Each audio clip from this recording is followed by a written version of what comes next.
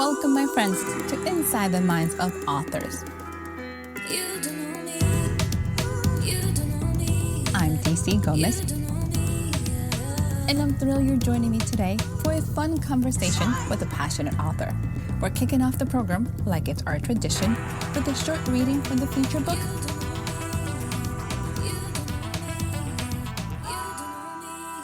I hope you guys enjoy it. Let's get started.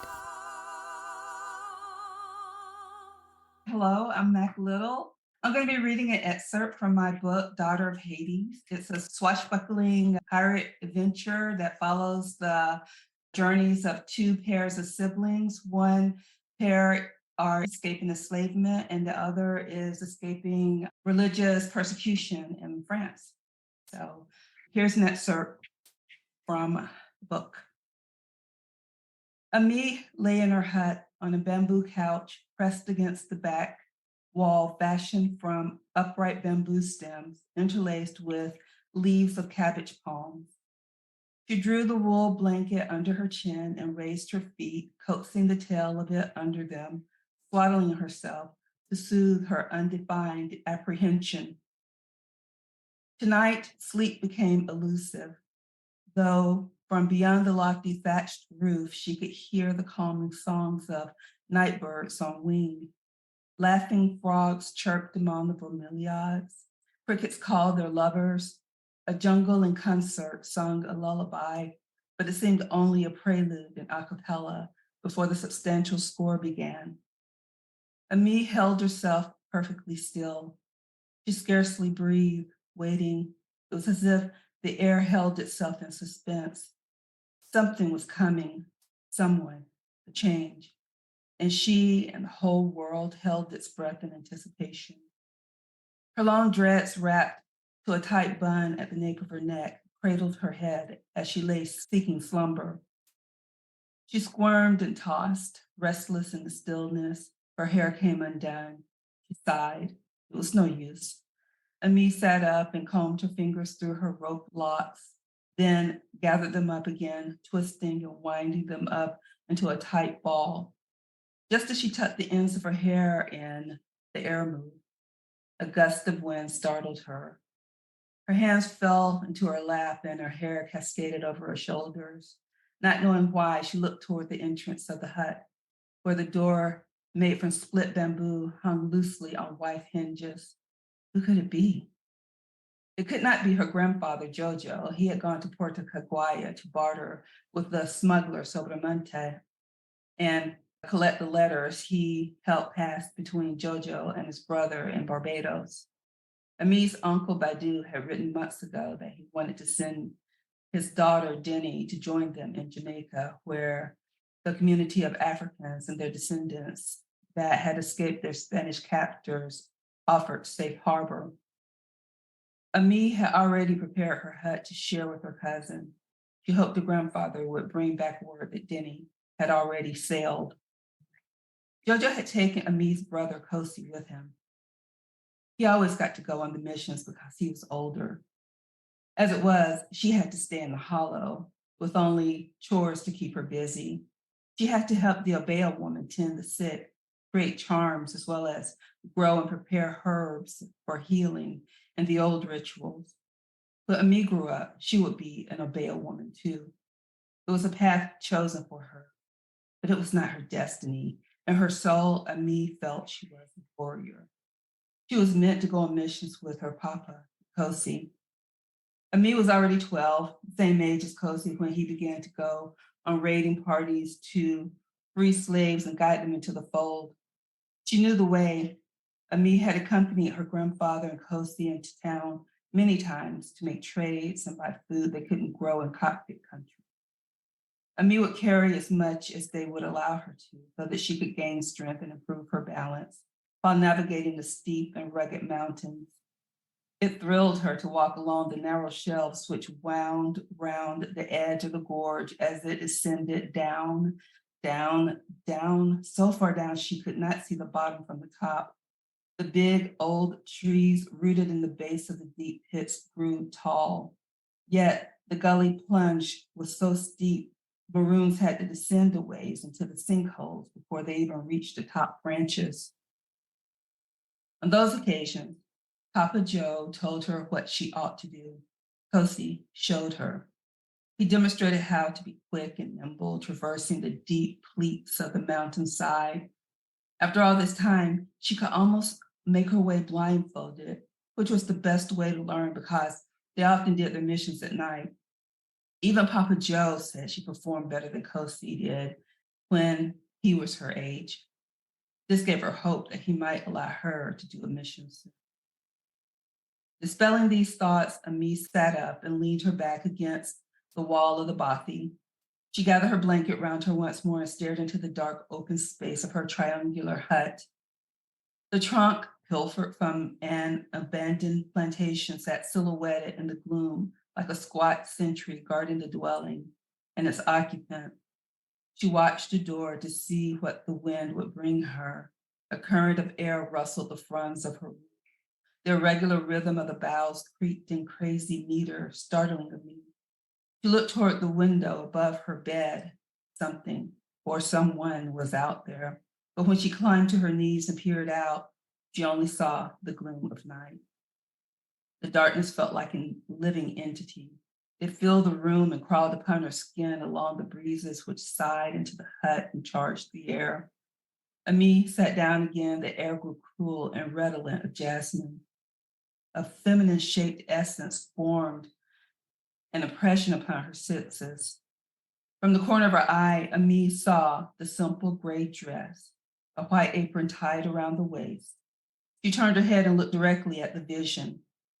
A woman with mournful gray eyes stood framed in the doorway. She looked upon Ami with such longing and need. A soft cap covered her head. The vision blinkered in and out as the apparition moved, taking spasmodic steps toward Ami.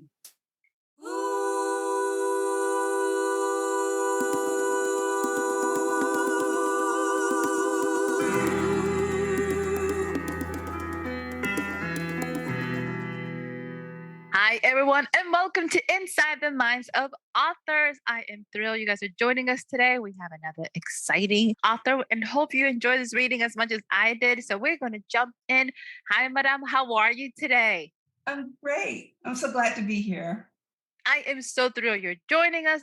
I have seen you in so many events throughout the years that I'm going, how come you never been on the podcast? But it hit me. I was like, wait a minute, how does this happen? Because we have been in so many different things together.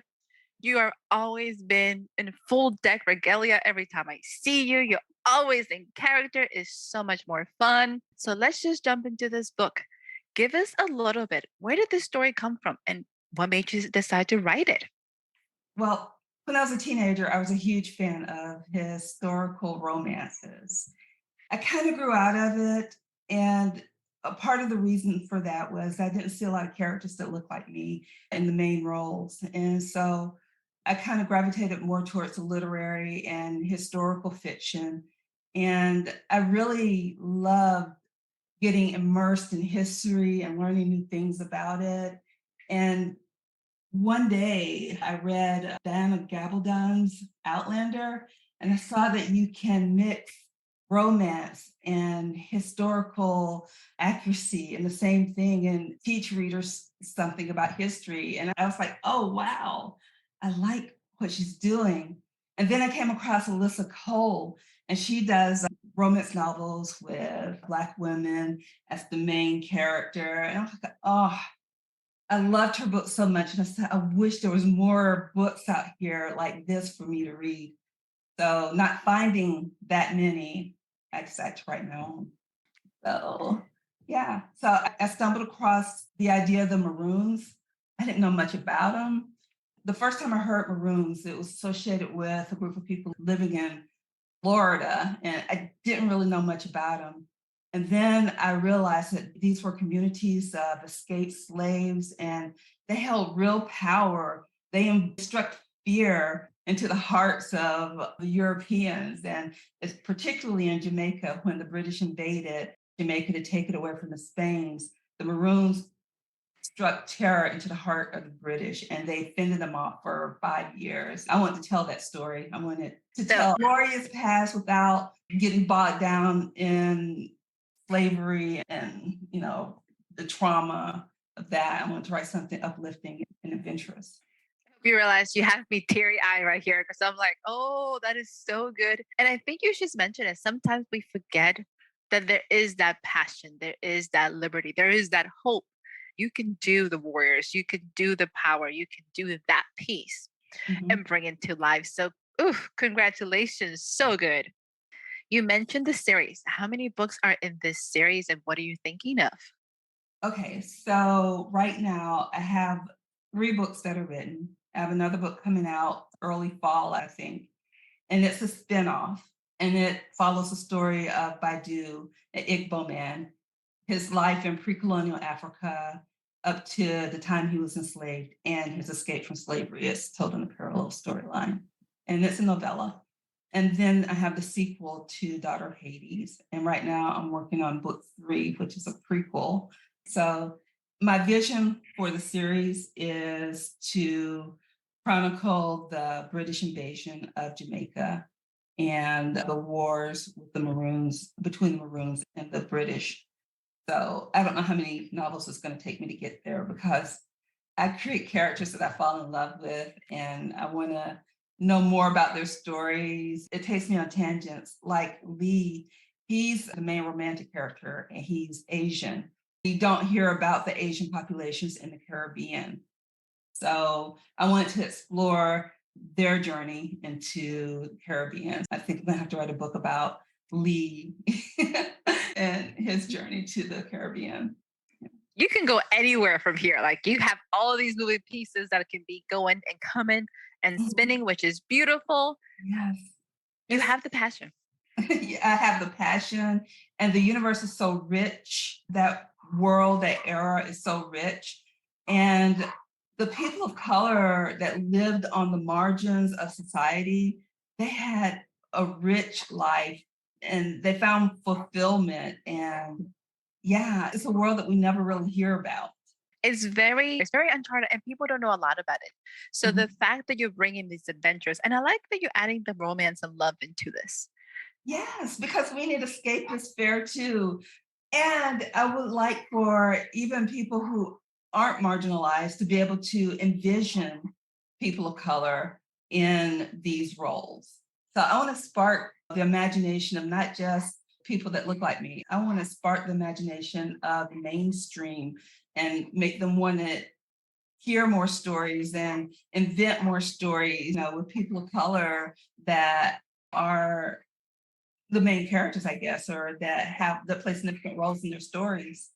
It's all about bringing the human experience to the page and people can relate to any of it. And my characters are very human. I write from every point of view.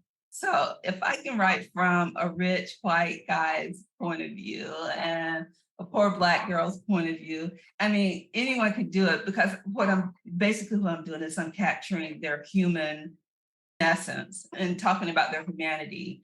And I can relate to that, and I think everyone else can. And my novel's been getting recognition, so it tells me that people are connecting with the characters that I'm creating. I enjoy what you're doing with the books. I enjoy how you're spinning these tales and getting people to connect at a very soul level. And that's all what we ask for our books. So I completely celebrate you for it. So let's talk a little bit about you. How long have you been writing? Oh, maybe I've been writing for 10 years. And yeah, I've always wanted to be a writer ever since I was a kid. And I've always been writing stories, but I've never been able to complete anything. And so about 10 years ago, I joined the Houston Writer Guild, started, connecting with other writers and writing groups and critique groups helped me to form a rhythm and gave me accountability. And they guided me towards finishing my first novel. And since then, I just never stopped writing. That's all I do. Right now, I'm writing in the back of my mind, figuring out the plot for my next book. The one thing about a writer is your mind never stops. While you might not be typing or writing away, your mind is still creating and is still spinning. So that's a beautiful thing. Are you planning to stick to the same genre, or are you looking at crossing over to different things? I love horror. And if you read my historical romance, you'll probably recognize some of the horror because I like to get into the grit and make you feel things, feel fear, feel love, and all that. So yeah, I'm working on a vampire series that looks at the religious historical lore, which is really fascinating to me because the demons in the book are like Judeo-Christian demons, but before they were demons, they were gods in Mesopotamia, and the Hebrew culture, called them demons later on. And so were they evil? Some of these demons that they say are evil were beneficial, were prayed to and worshiped in Mesopotamia. So I like explore that idea. It's a nice twist on what we think we know. So I Mhm. love the fact that you're going, but were they really bad? Were they really good? Which one? So it's open to those interpretations. They're switching genres. How much are you enjoying going from one to the other? Because historical romance is a little different than going, we're going to go some supernatural. How are you finding this switching over? Yeah, to me, it's not really switching over because I kind of combine all of it. It's more like switching focus, I guess, because all those elements are in everything I write. The historical is in my horror, and romance is in my horror, and there's a touch of horror in my romance. I mean, I don't ignore slavery. Slavery existed back then. I want to do my ancestors honor for everything they suffered through. So I don't sugarcoat it.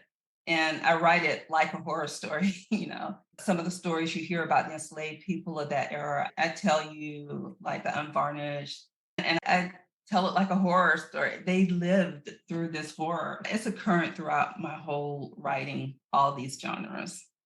It's kind of fun because you get to play which one and then you get to focus and highlight which ones you want the most. So it's kind of Mhm. really exciting. In your journey as a writer, what's one thing you learned that you were surprised about? Oh, okay. So when I was in college and I was doing an independent study, writing a novel, and my professor tried to pin me down and make me write an outline for my book. And I could never do that. I mean, when I write my outline and then try to write the story, before I got past the first bullet, the story veers off into another direction. It's just impossible to control the story. So during my journey, I just learned to let it happen, you know, relax and let the character speak to me and tell me where they want to go. I just give them a little framework and guidance and tell them where I want to end up. And I let them choose their own path to get there. So outlining, I can't do it. I found that it's completely useless and for me. And also I learned I can't write my first draft on a blank screen, typing it on a computer. I have to write everything longhand. Yeah, I'm all about organic and flow and letting it, and then going back and shaping up. I've written. So, for our listeners, remember there is a tool for everyone out there. So, you Mhm. don't have to feel like you have to outline. You are a true pantser, like you are writing what comes to the page and you're just letting it fall into place. I am the person that needs an outline or else I can't write. So, it's kind of fun to me to hear it on the other side because, like, yeah, this is not going to work. Everything works differently for every author. So, there is not a one size fits all. You can find it and you can shape it. With that thought process, what would you advise a brand new author? What would you tell them? First of all, write, even if it's just journaling, write all the time and get used to the feel of words and describing things. I also suggest going out into the world. At a cafe, I've done this before. I've written down conversations I've heard just to get the rhythm of dialogues.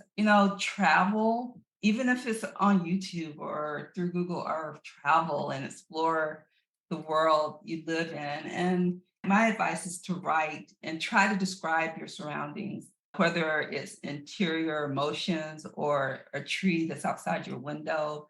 I go on walks every day and the sunrise is different every day. And I try to write a paragraph or two about what the sunrise looked like, the colors and the emotions that I felt. And that finds its way into my writing. I have tons of advice. read, and learn while you're reading. When you're reading, read as a writer, I think. But a lot of times when I'm writing a story and like I'm not sure how to do a flashback, I have an author that I go to and I'll just read his book, and he's the king of flashbacks. And people hate them.